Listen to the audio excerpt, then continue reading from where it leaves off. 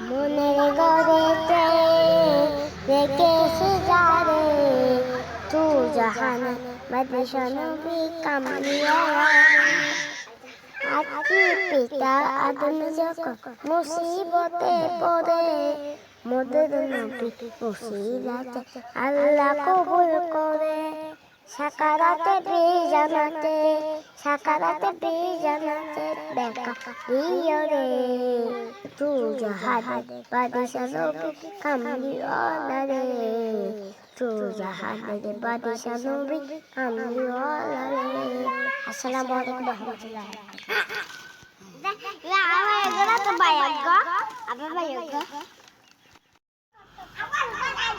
মনের গড়েতে